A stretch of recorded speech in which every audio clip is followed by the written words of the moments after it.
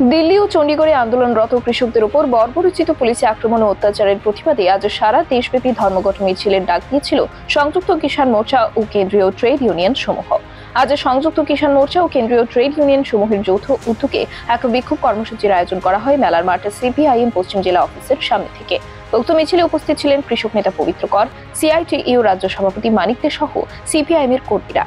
এদিন আন্দোলন নিয়ে বক্তব্য রাখতে গিয়ে মানিক দে জানিয়েছেন, পূর্ব নির্ধারিত সময় অনুযায়ী আজ 16 ফেব্রুয়ারি দেশব্যাপী যে ধর্মঘটের আহ্বান করেছে বামপন্থী কৃষক ও শ্রমিক সংগঠন তা বহুলাংশে সফল হয়েছে।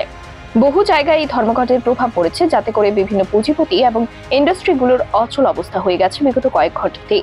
এই ধর্মঘট ভারতের মোদী সরকারের প্রতি একটা হুঁশিয়ারি। যে পথে এগিয়ে চলেছে মোদী সরকার তা চলতে দেওয়া যায় না, আর তাই এই প্রতিবাদ, বললেন সিআইটিইউ রাজ্য সভাপতি মানিক দে। গোটা ভারতবর্ষের মানুষের কাছে আমরা প্রচার নিয়ে গেছি, আমাদের বক্তব্য আমরা পৌঁছে দিয়েছি। আজকে যে আন্দোলনটা চলছে, এই লড়াইটা এখন পর্যন্ত যা খবর, শিল্পে একটা ভালো প্রভাব পড়েছে এবং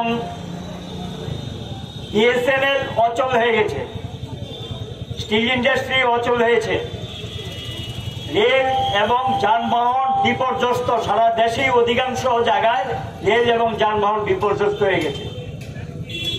এটা ভাবার কোনো কারণ নেই, আমরা কিন্তু সাধারণ ধর্মঘট আহ্বান করিনি।